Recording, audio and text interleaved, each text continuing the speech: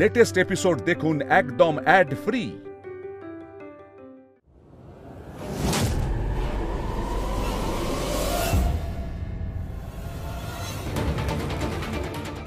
কি বালিশটা এভাবে পড়ে গেল কি করে?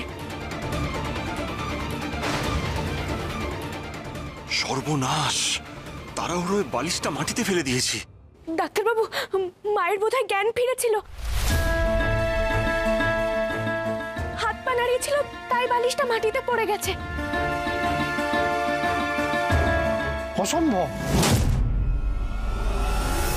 আপনারা যা ভাবছেন সেটা কখনোই সম্ভব না। উনি হাত পা নাড়াতেই পারেন না, কারণ উনি কোমায় চলে গেছেন।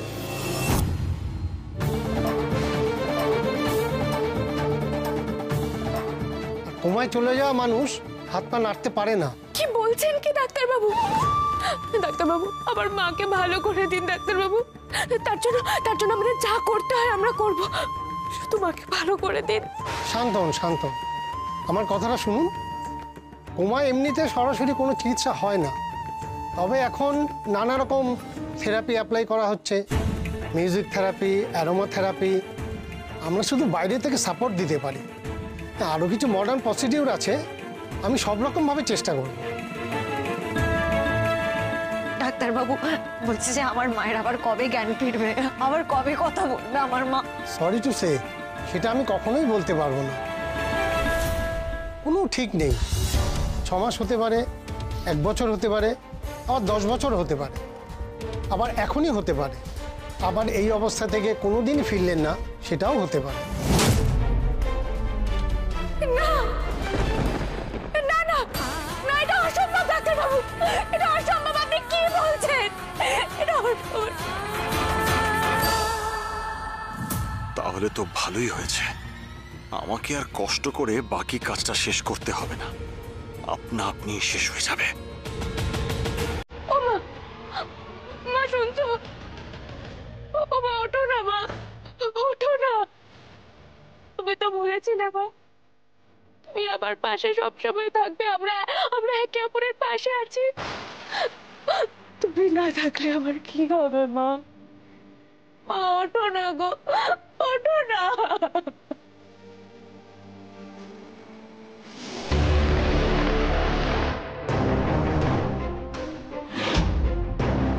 তোমরা এত কান্নাকাটি কেন করছো? শ্রীমতী কেমন আছে সেটা বলো আগে। ভালো নেই শৈল মা, একদম ভালো নেই। এই তো ভালো খবর, কিন্তু তান্ত্রিক ব্যাটা গেল কোথায়? অপদার্থটা শ্রীমতীকে যে মারতে পারেনি সেটা তো বোঝাই যাচ্ছে। পালালো কোন দিক দিয়ে সেটাই ভাবছি।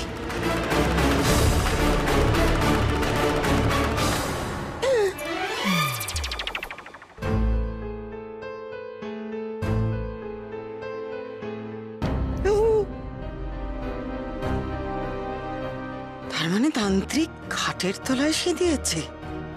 আচ্ছা ডক্টর, ওনাকে কি হসপিটালে শিফট করলে একটু বেটার হবে? সে আপনারা দিতেই পারেন, তবে আমার মনে হয় হাসপাতালে রাখলে আলাদা করে অবস্থার কোনো উন্নতি হবে না।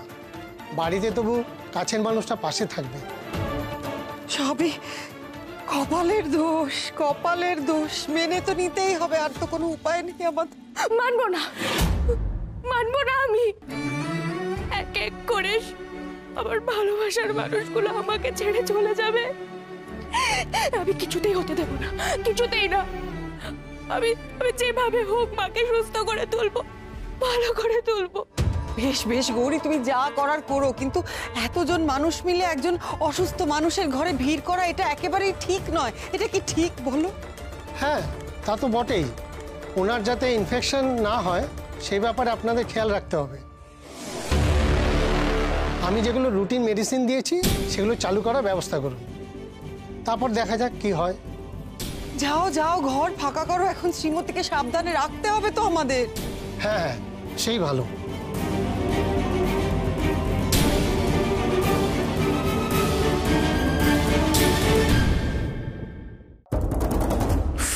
এই মেয়ে তো কিছুতেই কথা শোনো না।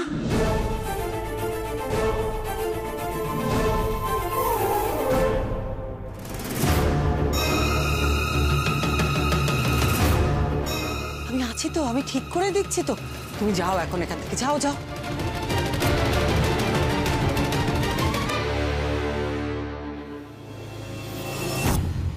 এই যে অপদার্থ, বেরিয়ে এসো এবার।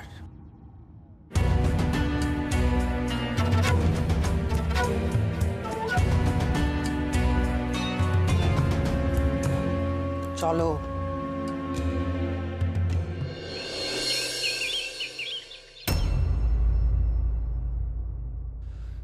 মন্ত্রই তো পাচ্ছি না যার বলে গুপ্ত দরজা খোলা যায়। একটা মন্ত্র যদি পেয়ে যায় বন্ধ দরজা খোলার,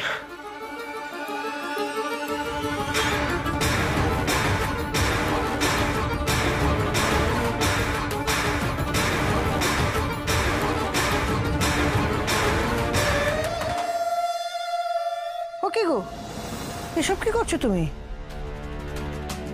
কি করছি বুঝতে পারছো না? দরজাটা ওরম আচমকা বন্ধ হয়ে গেল, এ নিয়ে তো বাড়ির কোনো মাথা ব্যথা নেই।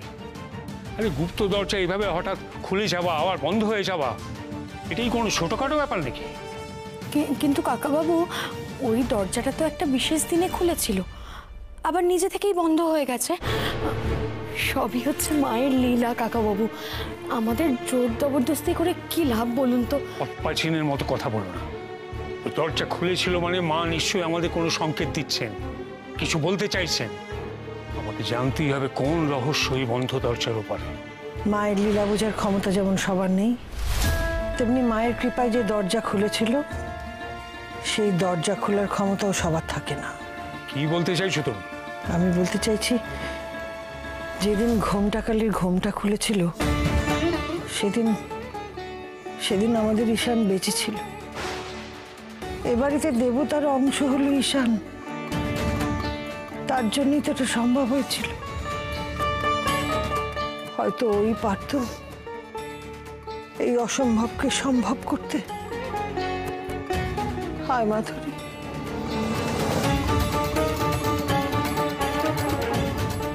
তাহলে কি অরুন্ধুতের কথাই ঠিক?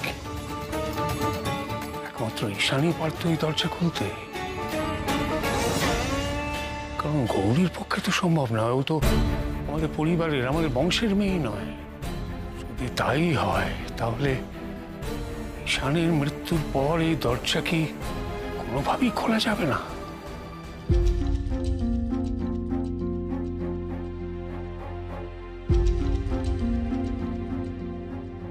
দেখুন, এই পেশেন্টকে তো কিছু খাওয়ানো যাবে না, ওষুধপত্র সব ওর স্যালাইনের মাধ্যমেই ওর শরীরে যাবে। আমি যখন থাকবো না, এই দিকটা খেয়াল রাখবেন আপনারা। আচ্ছা।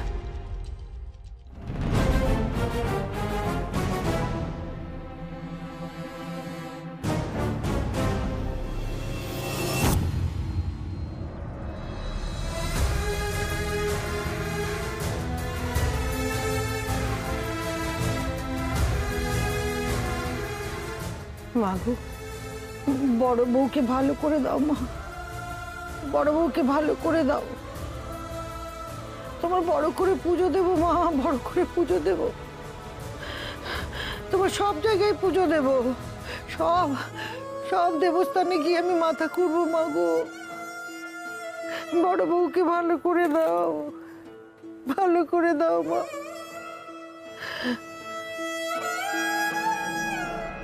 গৌরী, দেখবি বড় বউ ঠিক ভালো হয়ে যাবে। ঠাকুর কখনো এত নিষ্ঠুর হতে পারেন না।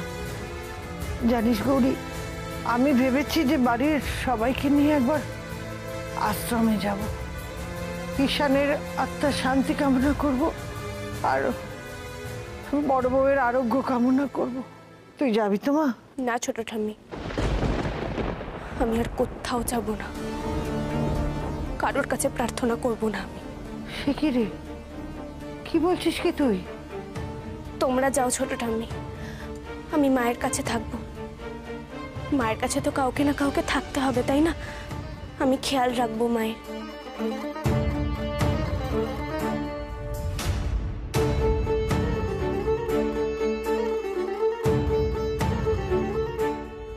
হ্যাঁ রে গৌরী,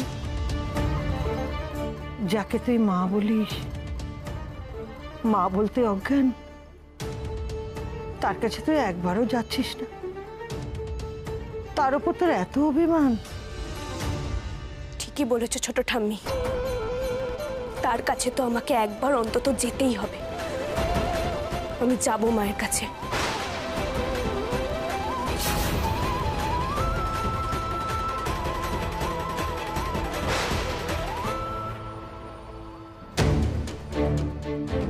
আর কত আঘাত দেবে তুমি আমাকে,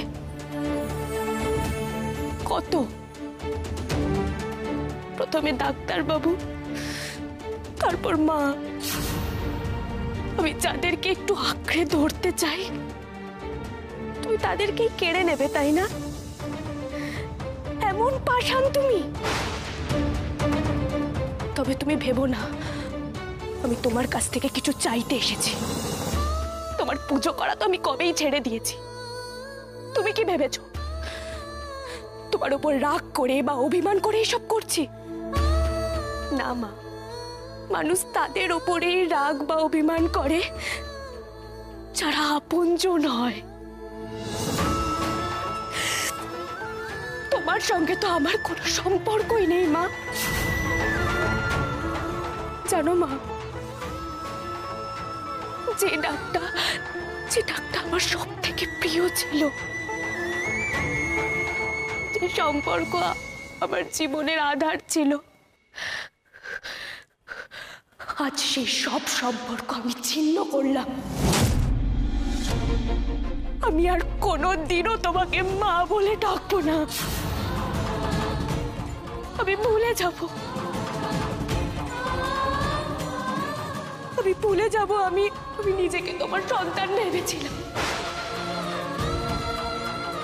আমি তোমার মেয়ে নই মা, তোমার মেয়ে নই আমি।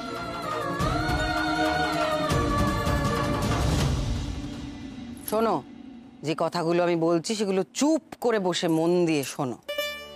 দেখো, আমি অনেক ভেবে দেখলাম, এই যে শ্রীমতী, ওকে মারার কোনো চেষ্টা করারই দরকার নেই। ওর যা অবস্থা, ও তো বেঁচে মরেই আছে।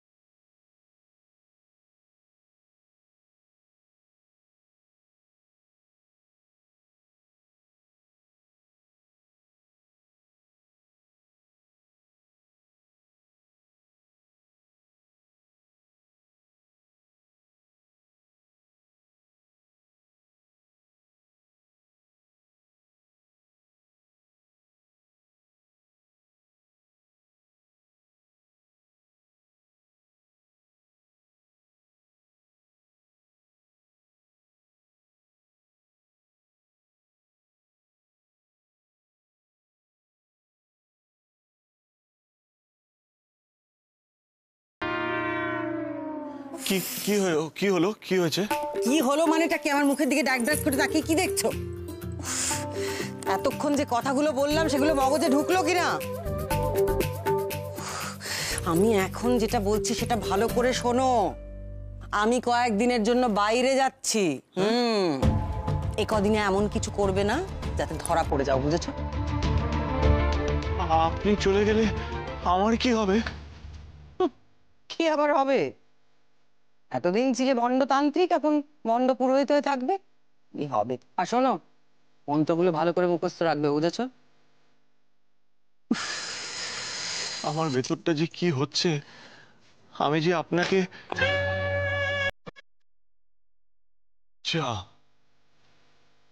চলে গেল।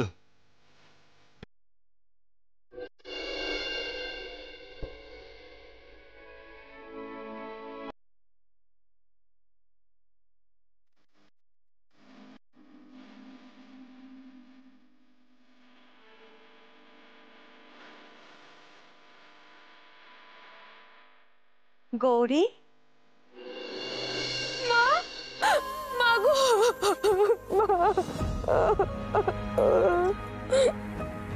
মা তুমি এসেছো? কেমন আছো তুমি? মেয়ে কষ্টে থাকলে তার মা কি ভালো থাকতে পারে? আচ্ছা মা, বাবাকে তো দেখছি না, বাবা আসেনি, তুমি একা এসেছো? কতদিন তোকে দেখি না আমি মা।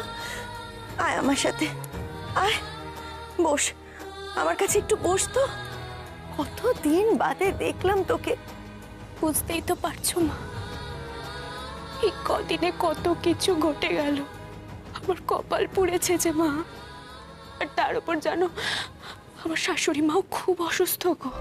দুঃখ কষ্টের সময় তো মেয়েরা মায়ের কাছে ছুটে আসে গৌরী। মায়ের আঁচল মেয়েদের সমস্ত জ্বালা যন্ত্রণা সব কিছু দূর করে দেয়। এই সময় তো তুই বেশি করে আমার কাছে আসবি, তা না তুই আমার উপর রাগ করে আমার থেকে দূরে সরে রয়েছিস। কি বলছো কি মা? তোমার উপর আমি রাগ করতে যাব কেন? কতদিন তোর মুখে মা ডাক শুনিনি গৌরী। একবার আমাকে মা বলে ডাক। কি হয়েছে তোমার? এই তো তোমাকে এক্ষুনি মা বলে ডাকলাম আমি। অমন করে নয়, আগে কি সুন্দর গান গাইতিস তুই, মায়ের গান। ওই গানের মধ্যেই মা ডাক থাকতো। কতদিন তোর গান শুনিনি, আমাকে একটা গান শোনা না গৌরী। কিন্তু আমি তো আর মায়ের গান গাই না, গান করাই ছেড়ে দিয়েছি। গলা দিয়ে আর সুর আসবে না আমার। কি এত ভাবছিস গৌরী? গান গা। তোমার জামাই চলে যাবার সময় আমার গলা থেকে গানটাও নিয়ে গেছে, আর ইচ্ছে করে না গান গাইতে। গান গাইতে কেউ ভোলে না গৌরী। তোর গলায় যে সুরের বাস, আমার মনটা খুব অশান্ত হয়ে আছে। আমি ভাবলাম তোর মুখে গান শুনে মনটা একটু শান্ত হবে। এবার তুই ভেবে দেখ কি করবি তুই। যার জন্য এই গান করতাম তাকে তো আর কখনো গান শোনাবো না আমি, বরং আমার মাকেই গান শোনায়। মা যখন এত করে গান শুনতে চাইছে।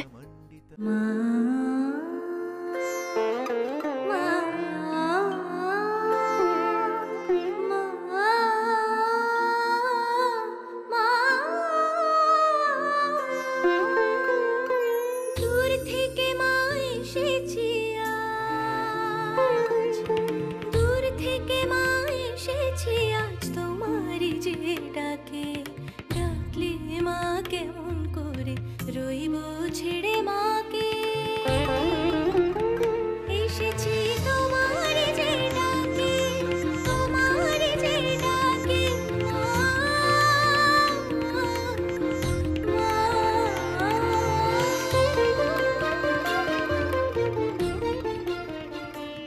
কতদিন পর তোর গান শুনলাম গৌরী, মনটা একেবারে ভরে গেল, খুব আনন্দ পেলাম।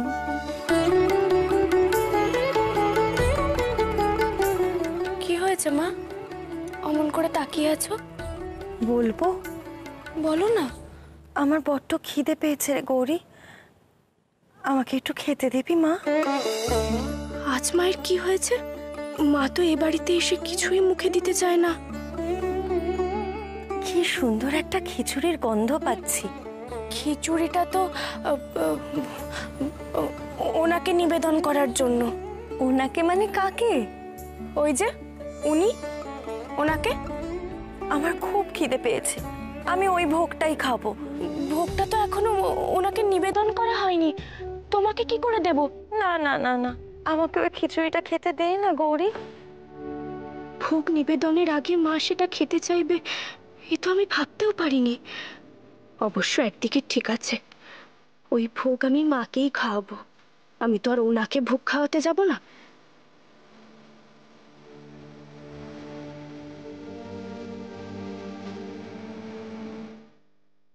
ভালো লাগছে মা? হ্যাঁ গৌরী, খুব তৃপ্তি হচ্ছে। তুই নিজের হাতে আমাকে খাইয়ে দিবি না? মা তো এমন কথা কোনোদিনও আমাকে বলেনি। মায়ের আজ হলো কি? এরকম অদ্ভুত ব্যবহার করছে কেন আজ? দে না আমায় নিজের হাতে খাইয়ে। হ্যাঁ দিচ্ছি।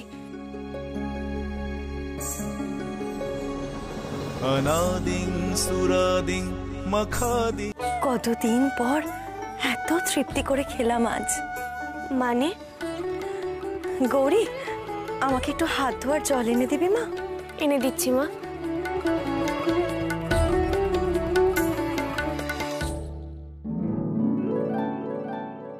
ও জানো মা,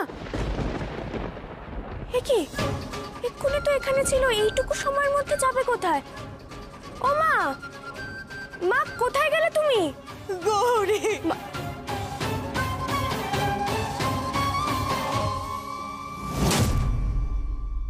গৌরী রে, গৌরী,